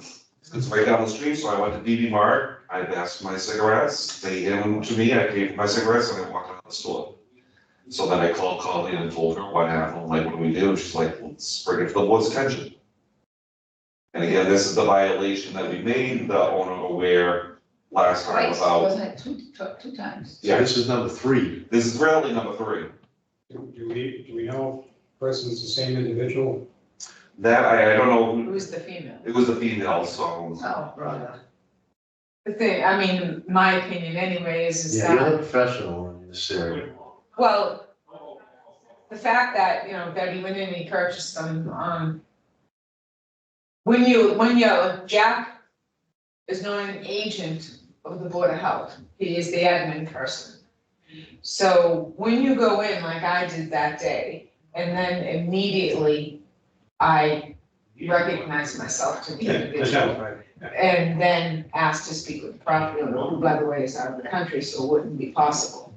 So when he comes in on the 24th, I would mention this incident to him as a board, and advised him that, you know, that there was a violation. I mean, you're going by what Jack's word, and he's saying that he purchased a pack of cigarettes and wasn't asked for his ID. And mentioned to him that, you know, it could possibly be considered a third violation, but because Jack is not an agent and he didn't identify himself immediately, you can, you know, warn him that, These people need to There's be no more retrained. after this. well, yeah, because the second violation, when you know, on the 24th, should the board choose to, is a suspension, a 7-day suspension of his license. Well, he has an individual, a good citizen, knowing that what was done was not in compliance, should have been done. Hey, report such a. Well, he's a situation. reporting authority, Yes, absolutely. He's reporting to the Board of Health. Hey, just want to let you know, this is what happened to me as a Right, private citizen. right. Want to make you aware. Right, Right. and now you can make the owner aware on the 24th. So now, would you now, being the actual formal health agent, then, no longer we know the owner's aware, but would you then want to go in and have a conversation with whoever and say, yes, I'm following up on a violation that was reported to us in such a date, and have a conversation? I would not with the clerk, I would No. rather with the property owner. Absolutely, and that's why when it, excuse me, happened with me, I asked to speak with the property owner. Okay. So, because the property owner was unavailable, you know, that first step of then once there's a violation, identifying the violation, then identifying yourself and then presenting yourself and asking to speak to the property owner. We couldn't complete that part of the process because the property owner wasn't available. I was not present at the time. Okay, so we know the date, we know the time, and we know the, I had Jack write it up so that it's, you know, it's right there, so you can have a discussion with him, you know, with the property owner on the 24th. right, I mean, at this point, my view is to present it to him, because that should really impress upon him the importance that he needs to retrain his employees. I would hope that that would be part of the topic of conversation that evening. And we could have Jody from the tobacco control come down and do the training. Okay? Yeah. That gives us some good options to Right. solve this problem. I like that. So without discussing it anymore. Yeah, I mean. Okay. Thank you. We already discussed the land, so I'm all set. All right, so new business. Mendon Upton Community Clean ad. I know we have that in our packet. So again, it's that time of year again, where Mendon and Upton do the annual cleanup between the towns. In history, the Board of Health has paid for half the ad, while the town of Upton pays for the other half. So I'm looking for $93, and I need the board's vote, discussion about approving this $93. Okay. So, sure, we got this. Right? Yeah. Clean up. Yeah. Tom, you've been through it Yeah. before. Yep. I have two. Colleen, any input? All I was gonna say is, Mike Soda contacted me about the event, about this event. Remember when we, oh, this is that, no, sorry, never mind. I gotta have this. Okay, no problem. All right. I think we skipped this. What is this supposed to be, like item number 3, move to? Yeah, I forgot to include that on the agenda, yeah. Oh, okay, hold on. We'll back. Go back. Go back. All right, so we'll, we need to, You put the papers in the order. You went out of order. all right, so we need to approve our annual contribution of This time it's $93 to pay for half the ad. We're teaming up with Upton to get this done. I need a motion. I move that we do the separation of the bill, so that we pay 93 and they pay 93. I'll second the motion. All in favor? Aye. Aye. Very good. All right. Any questions from the public? All right, piggyback that is now the recycling energy drive that everybody has. This time we are including Blackstone, where it was previously Hopedale, Mendon, and Upton, so since Collins with us, like, does Blackstone want to get a part of this? And she's like, yeah. So we're looking to hopefully have it at the Blackstone Recycling Center. That's nice. Yeah. Mhm. But I was talking, speaking with Mike Soda, and he made a good point. The way that the recycling center is set up, I think we'd have a little bit of a traffic jam. So I'm gonna speak with, Jason, the superintendent of the schools, and we had our event at the, Blackstone, High School. And it's a longer driveway, and you can come up and you can horseshoe around, and then you can go out onto Lincoln Street. So I think that, it would be a better venue. Mike actually contacted me and pointed that out. So I was gonna speak with Jason and also with the, town to see if it would be okay to hold the event there. Okay. Would that be any better than, this is relates to what we did last year? This is what we did on Visco. Visco, right? Yeah.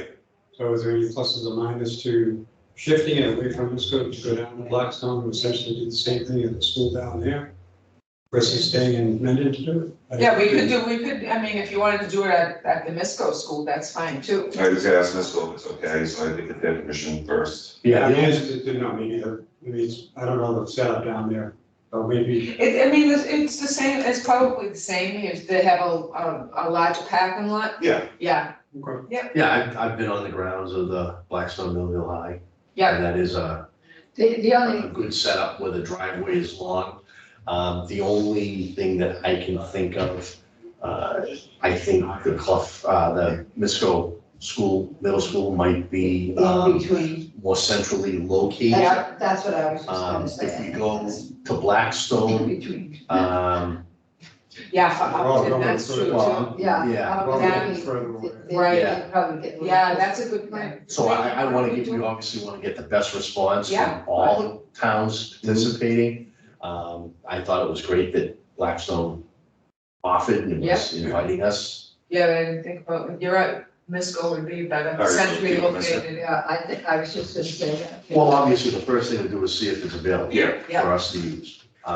If it's not available for us to use, then we go to the next location, and where Mendon, Hopedale, and Upton already did it from the Mendon location, it's just a matter of making sure that Blackstone is okay with that also. Yeah, oh, yeah. Yeah, that's Don't June want to not include anybody. June 22nd, and the school's not in session, and, you know, so that it should be not a Right. issue. Right, it's any extracurricular. Right, and they're like taking a little bit of a break before like the sports, Right. you know, The summer thing. for the summer leagues all start up, you know, those Right. like. So we can check, we'll check with Misco. Yeah. That's a good point, though, more centrally located. Yeah. That's what I was gonna say. This is pretty much the same pricing structure as last year. yes, Cool. It was pretty successful, as I recall. yeah, it was Yeah. successful. Great turnout. Yeah, and everything was cleaned up. They say they. That's the big, Yeah, that's part of it, They say they don't leave anything behind, which is Yeah. great. kind of like when you go out to eat, you don't have to have any dishes.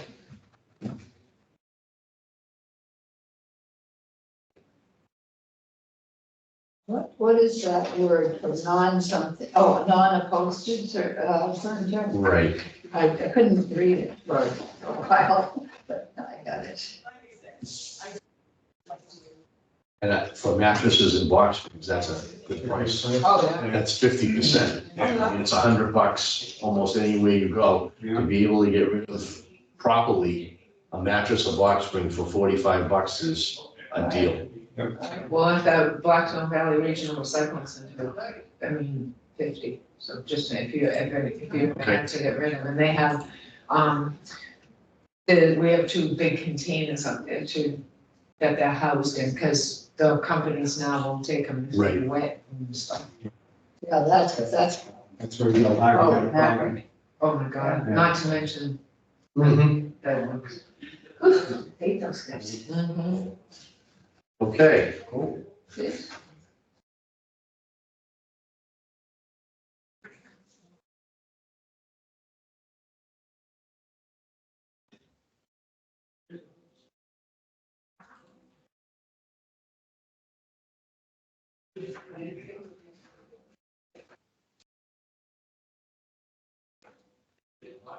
all right, fiscal year 2025 trash rate estimate discussion.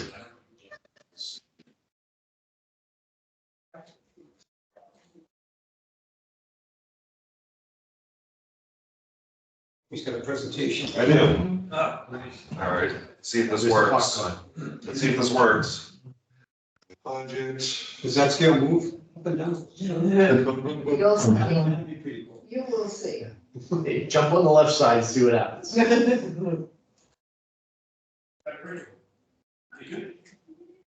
Come on.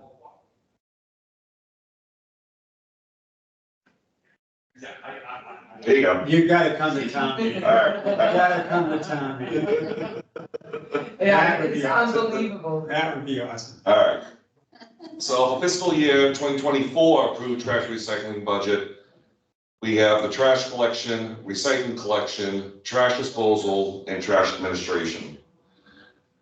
Trash collection budget is $450,000. Yep. Recycling collection is $50,050. Trash disposal is $138,000. And trash administration, which is the Kelly and Ryan invoices to the subscribers. So that's gonna give us a total budget for this fiscal year that we're in for $642,300. I'm gonna stop you for 1 minute. For anybody who's watching, Yes. trash collection is E.L. Harvey contract. Yep, trash collection is E.L. Harvey contract, recycling collection is also E.L. Harvey contract, but that number varies depending on how much recycling tonnage is collected.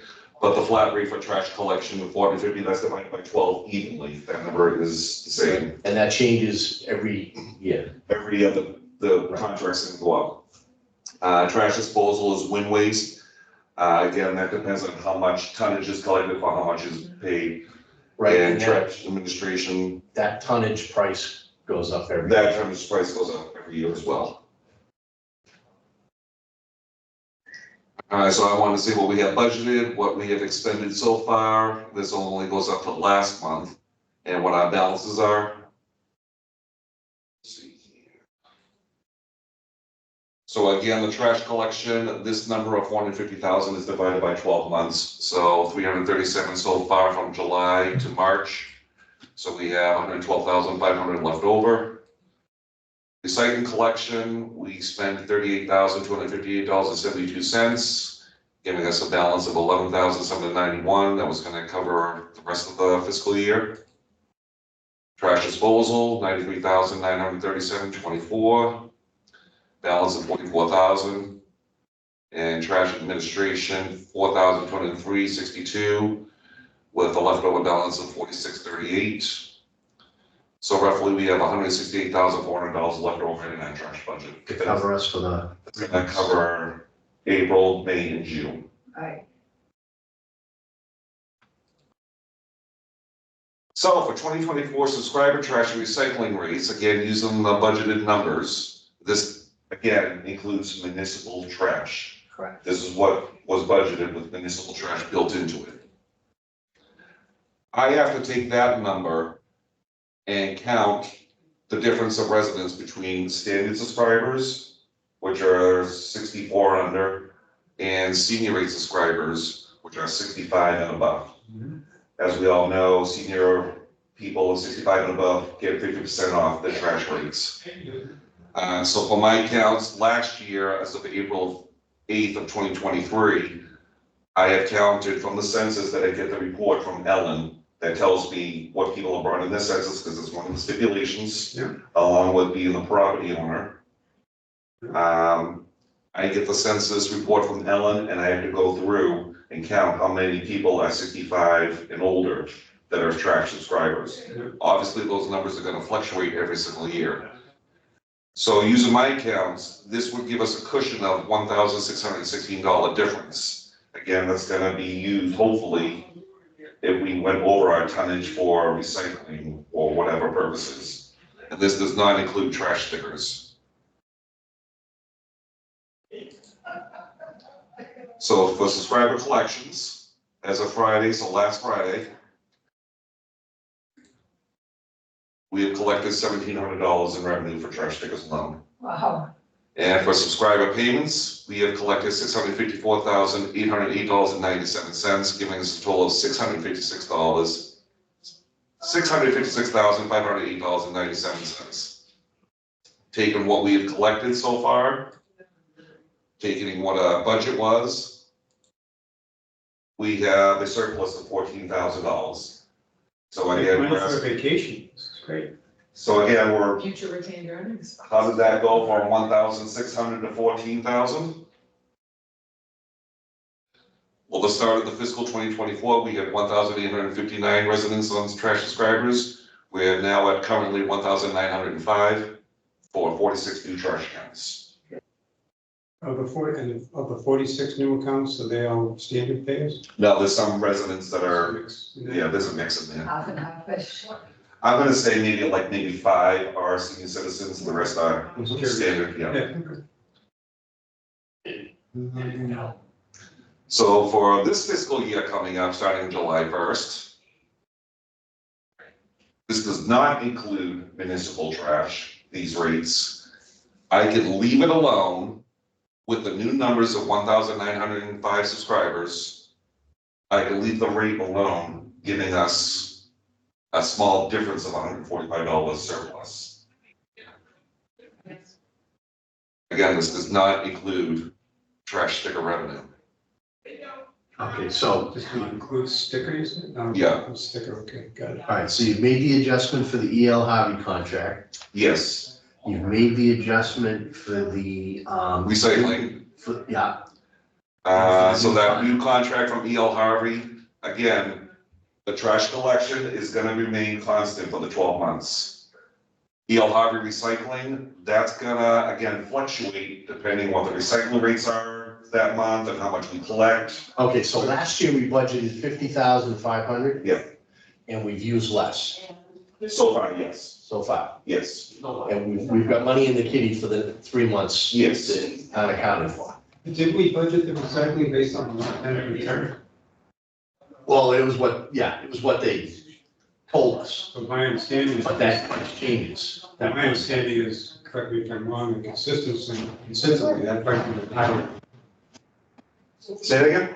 The bills we could get from E.L. Harvey for recycling Yes, have been higher than 110. no, I've averaged it out, we are averaging $107 per ton. Okay, Okay, So we have been receiving more, like $112 for 1 month for tonnage for recycling, and down as low as $103 for recycling. okay. Yeah, so again, it fluctuates, that's why it's Okay. never, so I did average it out, it's $107 per month. all right, so I'm looking $107 per ton. Per ton, sorry, per ton. No, that's fine. So I'm looking there and I see E.L. Harvey Recycling, instead of 50,500, you made an adjustment. I made the adjustment because on the last budget, the 52,250 is what it was last year.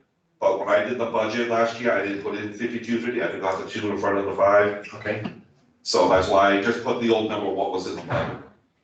okay. So this should have been, 5250 should have been this fiscal year. But I just kept the number as it was approved.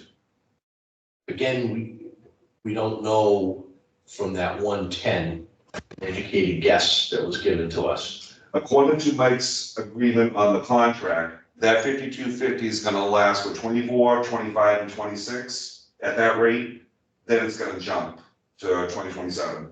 Okay. So he's quoting us a fixed number? Yes, Not a fixed number, it's an estimated number, an average number. Okay, so he feels as though the recycling market on the expense side is gonna be consistent, is what he's That's telling what he told us, yes, And he's the expert in that field. yes, Okay, and so far, that's served us well. so far, that has. yes. Okay. Okay. There's really no way of telling whether our recycling tonnage is gonna go up or down, because we haven't been doing it long enough this way to have a history. The only history we have is last year. Mhm. So based on what we've used on the last year's numbers, Mhm. that 5250 is probably a pretty on the spot. Yeah, safe number, yes. Because right now we're under a little bit. Yep. So I like that. All right, so wind waste, so that would be our estimated tonnage That's our estimated tonnage to be based on disposed past of, history, on past history, correct. right? And how many years did you go back? I did 5 years. Okay, and we have a contract, so we know what the per ton price is Mhm. for that year. So that's how you came up with that number. Yep. And Kelly, Ryan, admin, again, they're the people that do the invoices for us. I bumped them up to 4,500, Okay, and last year was 43. 1450, because we have a price increase in stamps. And postage, I should say. Yeah, well, that 4250 served us well, or was it 4,000? Well, we would use it 4,000. Yeah, but that served us well for a long period of time, so I would say that, you know, you've got a reasonable cushion in there, and I don't expect to see them jump. Mhm. Okay, so that gives us a total, No, because if I go back, if that's gonna bring me back. The 4203 that we expended, that includes the printing cost of the flyers that we put in for the newspaper. That was part of the trash administration cost, I believe that was $300. Then we did the senior discount insert, I believe that was maybe $250 that went out with trash bills at the beginning of the year. So there's almost like $750 extra that we Yeah. used. more than just generating. Yeah, well, that's just not bills, that's included other stuff that we put in with the trash administration. Right, and that's not a constant, That's not constant, no. right? So that was a added service to our subscribers. Right. Yeah. All right, so that means, you said based on the new number of subscribers, or the current number of Now, again, subscribers. I have to get another list from Ellen, the census, before I finalize these numbers, so the next board meeting, these numbers are definitely gonna change. Because there are more census coming in from residents, so I gotta find out how many more are gonna be seniors. But with the counts I have right now, if I leave the trash rates alone, we're gonna have $145 surplus. Okay, And that's not including the trash figures, and again, that does not include the municipal trash. So, going to our next one. which is what we were told to do. If I do put in municipal trash, that's an extra $18,700. That means I have to do a 3% increase to the trash rates. So we went from 406 to 418, and 203 to 209. And that gives us a cushion of $735.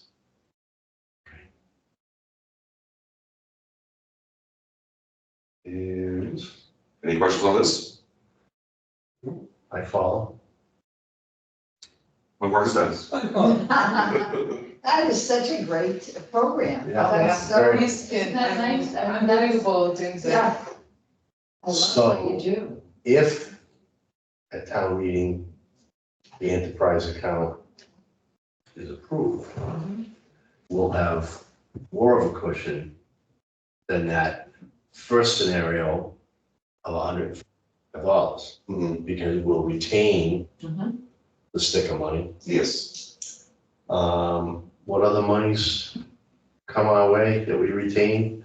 Any overages in? Any overages that we don't spend from the subscriber rates. Yeah, Right. the new uses, you know, that you haven't factored in. Granted that, you know, I mean, you'll have their fees, but also be offset by their use too, but there'd still be, you know, some, capital there. And if it didn't get approved, scenario 2, we're facing an increase to our subscribers to cover the municipal trash. The municipal trash should have its own line item outside of the enterprise period under the story because it's municipal trash. That's not based upon the subscriber program. That's completely separate. Your program is set up for for subscribers only. Well, it should be set up, but currently it's not, but we're going at it, right? Absolutely. So this would be a great thing to be able to demonstrate that if people of the town of Mendon, if you don't like the idea of an enterprise fund, this is what you're gonna see happen to you. All right. Trash goes. Right. And unfortunately, I mean, every subscriber, except for maybe 1 or 2, 3, are taxpayers. So we're paying for the municipal trash in our taxes. If the enterprise account gets approved. So it's not like anybody's escaping the expense of municipal trash. It's just, instead of being on 1,900 backs, it's on the backs of all the taxpayers. Yeah, and the question is how the town's gonna do that, we don't know yet, how that's gonna be accomplished. Well, we know what Eric told us in a meeting.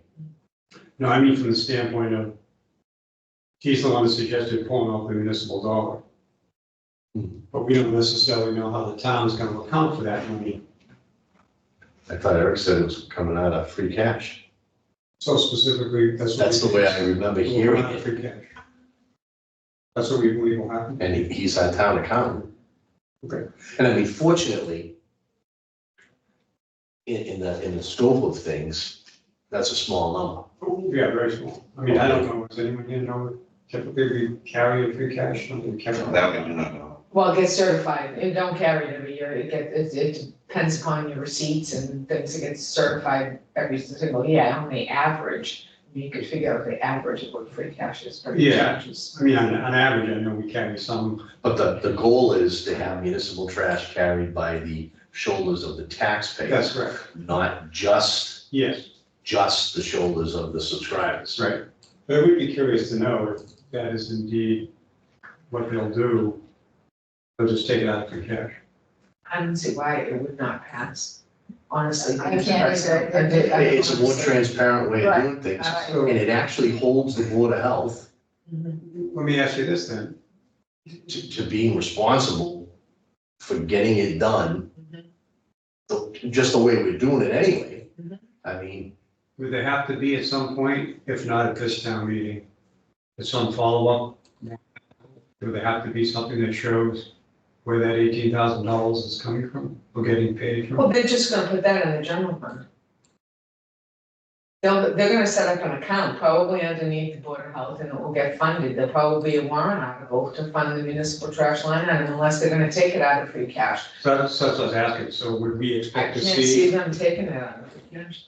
All right, so you don't think we'll come out of free cash? and I'd have to go back to that meeting to make sure that I heard those words. Yeah. So, Because you and I Unless- had talked about that. we did, I mean, unless they do, I mean, they could possibly do that, but it would be in the general fund operating budget, whether it lives in the Board of Health budget or if it lives in the administrative budget. That's, that would be their choice, but it's gonna live somewhere, but it's gonna become a general fund, part of the operating budget every year. from the town's perspective. Yes, Right, so I'm just curious though, do they have to be accounting for that somehow on a warrant article? Now they have to move money, we have to approve all these money articles, move money from this to cover that, move money from here to cover that.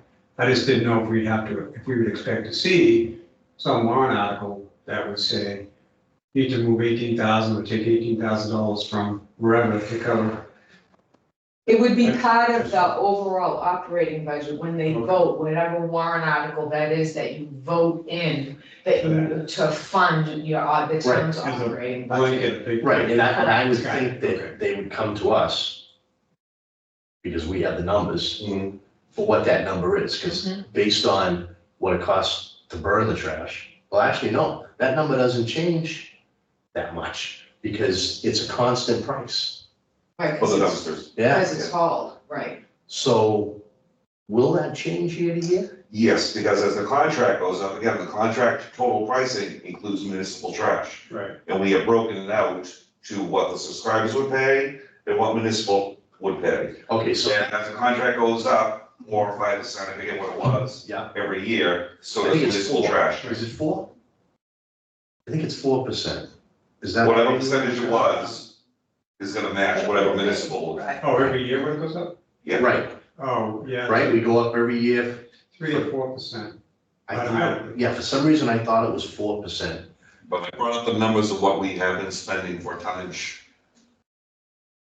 For, Right, but those dumpsters were figured at a formula, so many yards times so many dollars. Correct. I think it was $11 per. Right. $11 per. Yeah. And we felt that every location was good, with the exception of the senior center. Right. That they probably have. And depending upon what they do at the senior center, Well, yeah. yeah, you know, they may need a larger dumpster in the end. You know, so we could actually tell at any time, we could tell the powers to be what their municipal trash cost is gonna be. Yeah, I can tell them from next year until our contract is up, all, Because we had adjust 4%. yeah, And then they just plug that number into wherever that Right, budget wherever line it's is gonna supposed. live. And it becomes part of the overall, general fund operating budget, so whether it's your, you know, it's one of the first few articles that you're funding the operation of the budget, whether Right. it's, you know, $6 million, whatever it is, it's in that stew. It Gotcha. should be nice if it was $6 million. Only? Yeah, but it's in that, you know, it's in Right, that, right. so like all the salaries, everything, whatever, you know, it's all in that pot. Yeah, so that's a real easy number for them to be aware of yeah. on a yearly basis, as long as the contract stays the same. Mhm. The only time that would change is when it either goes out to bid Yes, or we renew with E.L. Harvey under new terms. Mhm. Okay, so that really kind of takes a lot out of the mystery of that number. that's all I have. Any questions on that? Any questions from the public? Maybe he's on it. I can see that. Nobody's on, okay. Nobody's. Alright. So, topics not anticipated within 48 hours. All right, I do have one. I received an email from Jack Watkins.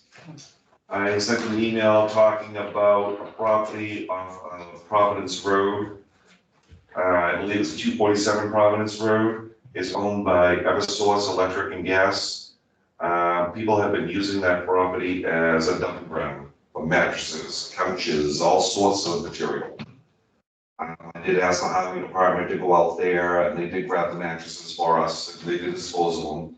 But as of this morning, more popped up. Oh, for God's sakes. So I did reach out to, again, it's just a generic email out to Eversource, mentioning that the town has been dealing with a lot of complaints about illegal dumping.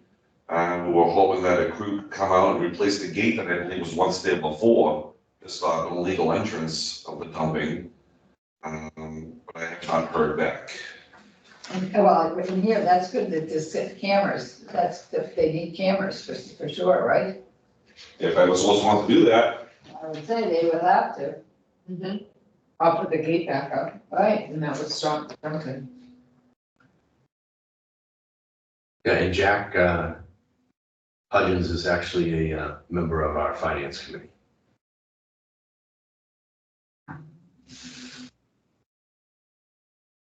Well, I said to Jack that I would, reach out to Eversource Yeah, and see if I can actually get a body. Okay, I was gonna say, they have like a real estate division. You know, the people that handle all the easements and things like that. I know a number of years back when I did some work for AT&T for the fiber optic cable coming through Milford in the early 80s, they actually had a representative and that came from their real estate department. And they handled all that easement type property, which is essentially what this is. I would assume that Eversource has that same type of division. We're gonna do some investigating on it.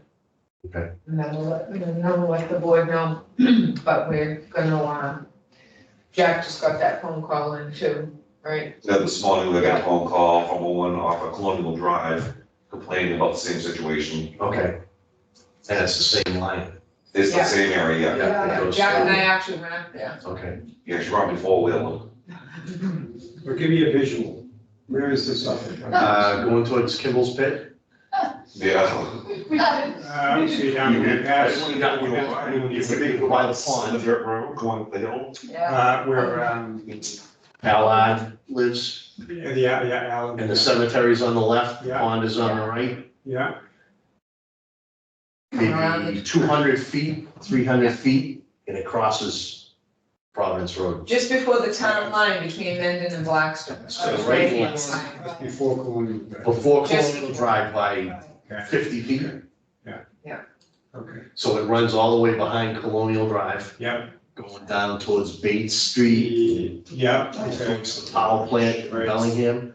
And I don't know where it goes the other way, but it keeps going. Yeah, okay. Just trying to put it in my brain. We'll have more to report. And then- Yeah, I think that would be, I mean, I think that they should be doing that, willing to do that. I mean, I'm hoping that they would be that to spare their patch of woods. They want to be good neighbors, Right. Yeah. you know, it's just a matter of bringing it to their attention. Yeah, so I'm coming off of Colonial Drive now. Yeah. Taking a right. So we're heading towards town. Yep. Yeah, there it is. There it is right there. And this is where the mattresses that John picked up for us. People are, what is wrong with people? Yeah, they don't want, they don't want to pay. Hey, yeah, of course, but geez, come on. But see, if they were aware of that program, for $45, they can do it the right way. Or they could go to the facility in Blackstone and do it the Yeah. right way, right? Yeah. Because you don't have to be a town resident No, to buy an annual permit. no. Something tells me those people for $20 are still gonna dump it. Yeah, people are stupid. I hate Some people are just- Well, I equate it to, like, you know, driving and throwing stuff out of your car, Right, you know, yeah. I can't stand that, you know. Yeah. Okay, So we We'll did, have more to report. for those mattresses that John did pick up, that threw in the dumpster, we did get charged $150 for that disposal of the mattress. Of course. of one, One. okay, I've never heard 150. Obviously, John doesn't have the storage outside to put that anywhere. So we need to make Yeah, Eversource sure. Yeah. aware of that. Well, Well, I was thinking of like asking John for a pickup truck from Mendon. And I'll go down there, I'll throw the stuff in the thing and buy a Blackstone. But again, we're gonna be charged $40 and plus whatever additional fees there are for the mattresses, there's a Well, couch down there. and to be honest with you, depending upon how long that mattress has been there, or where it came from, you know, Could be. you might need gloves and a Tyvek suit. Yeah. right, We got those. Oh, I know, but, you know, this is a problem, and I would make sure that the representative from Eversource is aware of that expense. And I think that we should ask them to put a camera up there. I think that, I mean, it's in this thing here, from Jack Hodgins, but I definitely think that we should ask to put a camera, because then if they do it still, then, and we have to pick it up, at least we have a license plate that Well, we can. Right, and that's what we do up at the Designate. center, and I Yeah. can't tell you how many times I've got that license plate and given it to the police chief and. Well, and when Yeah. you have an easement. Yeah. Through town right away, you may not own the ground, but you own the right to use the ground. Mhm, Well, also comes the responsibility mhm, Right, to maintain it. mhm. So like the gas lines, they get mowed on a periodic basis. They're monitored, you know, the AT&T line, you see the helicopter flying over every 10 days or whatever it is to make sure that everything's in order. I'm hopeful that Eversource will partner with us and right. take some responsibility for their right to use that property. Yeah, I definitely think they should. Well, $150. well, we're talking about once we get someone, you know, once we reach someone, we're not maybe sending them the bill. Yeah, I would try to get reimbursed. I think that would, Yeah. I mean, the town did the labor part. Yeah. You think a sign just saying this is monitored camera surveillance would You help, could put a dummy camera up there too. yeah, you know? Would that be a deterrent? yeah. I was told a long time ago from an attorney that owns some property in Mendon, that trash breeds trash. Yeah. So unfortunately, sometimes when there's one mattress, Right. Well, that's what's happening, because when me and Colleen went up there was mattresses when we first pulled in, went around the corner, there's a couch behind the trees. Yeah. And we went for wheeling up the hill, there's microwaves, chairs, small refrigerators up there, so people are dumping All back there. kinds of like that. right, Yeah. you know, well, you know, you walk by a trash can, you see a piece of trash on the ground and you miss the trash can, oh, it must be okay. Mm. You know, not the right thing, but, yeah, no, they definitely need to be aware of all the other stuff that's up there and they need to, help us and clean it up. We're on it, for Okay. sure. And that's all I have for, Okay. not anticipated. All right. Good and welfare for the board. I just had one other, Oh, I'm sorry. no problem. Just a quick question. Did we do the theft What, PHEP survey? what's everything with that? Equity survey? Oh, that equity, yeah, the one that, Did we Masters and Pamela said. Oh, yeah, we did that, Oh, yeah. yeah, Yeah. Okay. Yeah. Yeah, I saw that email, okay. That's me. All right. Good and welfare for the board. Any words of wisdom? Everybody stay healthy. Happy birthday. Be good. Alan. Happy birthday to Joyce. Happy Joyce. And Alan too. And Alan's birthday You guys today? the same day? Mine was Monday, Oh, Monday. Joyce is Tuesday. Oh, in the wow. book it said yours was today. In her book that she wrote, it said April 10th. April 8th, and then April 9th was when she was diagnosed. Yeah. So But she was she- diagnosed on her birthday, the biopsy was on my birthday. Yeah. But she did say my dad's birthday was April 10th. That's when I sent you a little Back message. then, it could have been. Yeah. But that might have been just an error that never got picked up or something. I don't know. But it was just funny because I'm reading the book and I said, his birthday's April 10th and mine is April 9th. What are the chances? And Joyce and I have both decided that the happy part is more The happy. important. Right. than the birthday. Right. And my anniversary is tomorrow, Oh, Very good. that's happy anniversary. 38, Wow, good for you. Wow. yeah. Good girl. That's fantastic. I'll be 38 next. 38 years. I gotta stick it out. I'm only at 32. I did have You one don't want to follow-up. know how long. Please. I was just gonna ask you, how long, 58. Wow. See? Wow. all right? I'm taking Dan out for a couple of Hey, months. something to aspire. Yeah, absolutely, And we've been together more or less since I was 15 and He was, B and G. I was 15 and, I was a junior in high school and he was 17. So Great moment. Nice. he was, yeah. Good thing. Then he went away to Wasn't college. And he decided, well, he didn't really want to be dating me anymore, which was the best thing that ever happened to me, because then I went to nursing school and I was in Columbia, and I was doing all these things, and I probably, if he was at UMass and I was around there, I probably wouldn't have done all that stuff that I did, so it worked out really good. Yeah, and for him too. Absolutely. You had a ball Yeah, I meant to ask when you were doing that health, update. Had you had an opportunity to check out, 55 patients? Oh, yeah, there's a dumpster up there, and I actually spoke with, yep, so things are moving forward. And the dumpster company is, Yep, Yeah. What did you think about the state of it, the state of what? of that property? I mean, Oh, wait, I think you're talking about a different one. oh, I haven't gone down there yet. Oh, the garage. Yeah, no, Yeah. No, haven't Okay. had, Oh, haven't had a chance yet, but Okay. it's on the list. Yeah. Yeah, I'll let you guys I was know. gonna bring that up next, because I thought you were talking about 55 too. No, what is the number for that one? It's not 55. After it. 55 is So what it's kids down are. further, Yeah. so it's Oh, got. that is what the kids are, so I made a mistake, I'm sorry. I Yeah, meant to- no, but we haven't gone down there yet, but it's Okay. on the list. Okay, I saw We'll a let you camper know. over there.